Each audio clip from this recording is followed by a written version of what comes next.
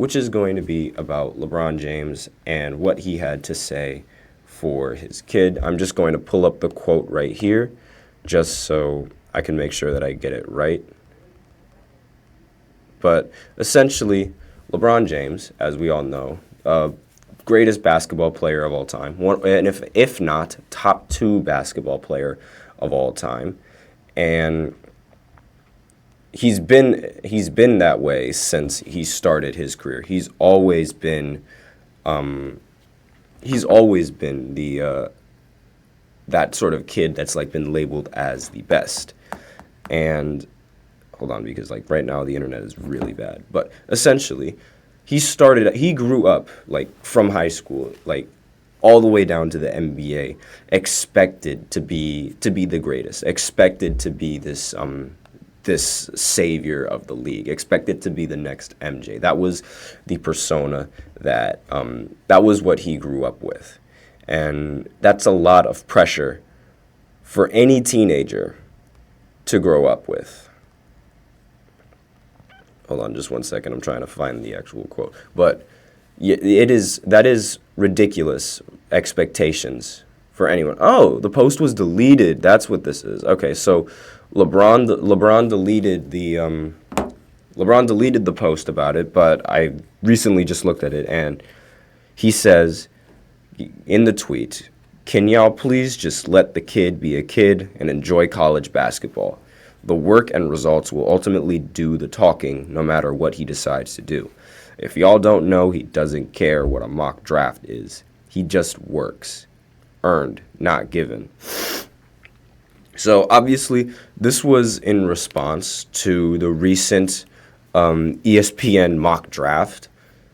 Before Bronny like actually started playing for USC, a lot of people assumed that just because like he's LeBron's son, that he's going to be this force of nature, and he's going to be the exact same as his father in terms of overall greatness and expecting like meeting everybody's expectations. That's sort of like the stipulation that's being put on Bronny James right now. Like he has to be like his father, and he has to do this and he has to do that. He's expected to be good right out of the gate. Like I don't know if you guys know who Juju Watkins is, but she's a female WNBA player. She's a female NCAA women's basketball player for the same school that Bronny is, and she just broke their record as like their women's record for most 30-point games, and she's only a freshman. This is the type of thing that's expected from Bronny, like breaking a record in his freshman year. That is the type of basketball that's expected from someone like Bronny James. And his play on the court, while it's not bad in my opinion, a lot of people think it is bad. Why? Because he's not doing what LeBron is doing. And LeBron, we all know that, like, in most of the offenses that LeBron has run, if he doesn't score 30 or he doesn't score like 25, get 7, if he doesn't do like an average 20, 25, 7, and 7 stat line or like anything more than that, because he's never had a stat line like that, then that's when the team wins. But if he doesn't do that, that's when the team loses. But with Bronny, on the other hand, as of right now, he hasn't really been as good of a scorer as most people would like. Granted, obviously, like that's what happens when when your heart stops for a few seconds, and you had to go through surgery. That's like, people often forget that Bronny had to go through surgery, so he's not at 100% yet, both here in his body and here up in his mind. So obviously, with that in mind, like, there's going to be a lot of hate from the media coming towards him, and it's really difficult. I would hate to be in a Bronny's position right now, because there is so much expectation that is expected from you from everybody else. Like, as a player, it's expected around you, and you have to be the next LeBron, essentially. Like, your name is literally Bronny James, and you have this ridiculous amounts of expectations, and it's like you can't let up for 1 second, otherwise the media is going to be on top of you like LeBron. And that's not something, I don't think that's something that any teenager wants to go through, especially like a teenager in Bronny's position, where he has it. I don't want to say he has it easy, but like, I mean, obviously having a billionaire dad makes it so that way you can get whatever you want, even though LeBron is incredibly cheap. But regardless, like, I feel like this tweet about letting the kid be a kid, and like he obviously got a lot of hate for it, of course, but I think this is him, like, speaking from the experience of what he went through as an 18-year-old. Because I wasn't born around the time, but when LeBron was 18 or like 17, literally just a senior in high school, he was put on newspapers, he was put on like TV shows.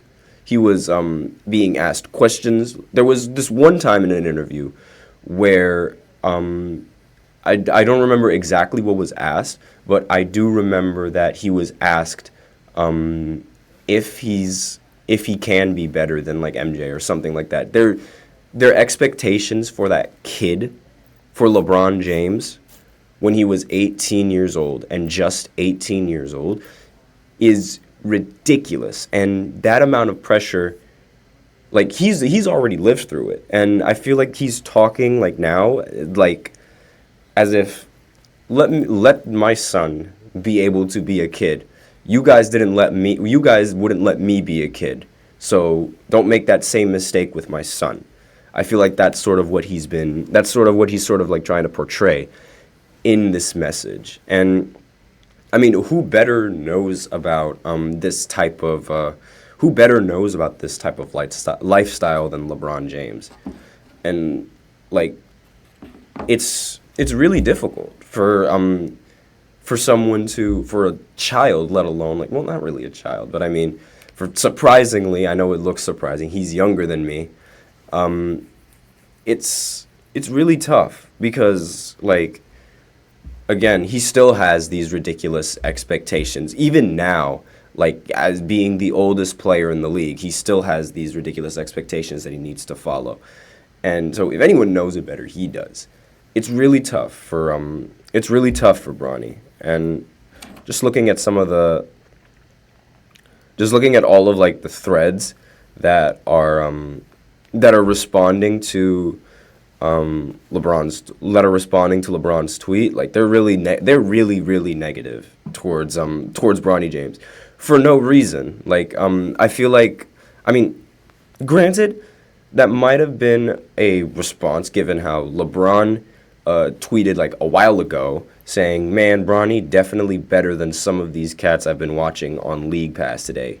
Shit, lightweight, hilarious." That's what he said. Ooh, pardon me for that, but that's what the quote said. And that's what LeBron said in the tweet. And obviously, like, on it, now that I think about it, they might be hating on him because LeBron was the one who gave Bronny James that hype in the beginning.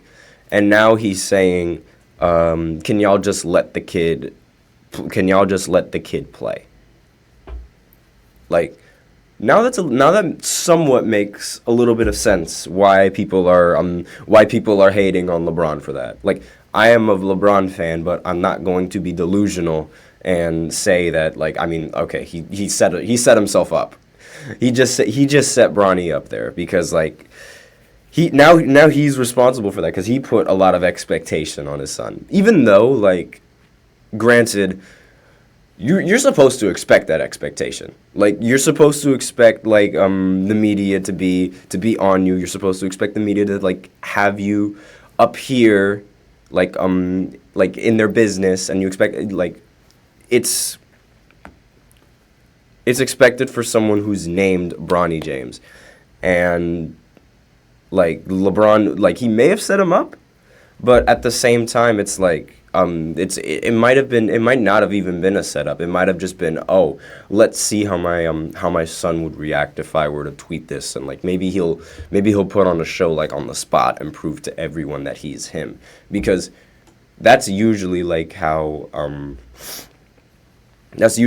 some people like would respond. Some people would take that, and they would respond by playing exactly like how they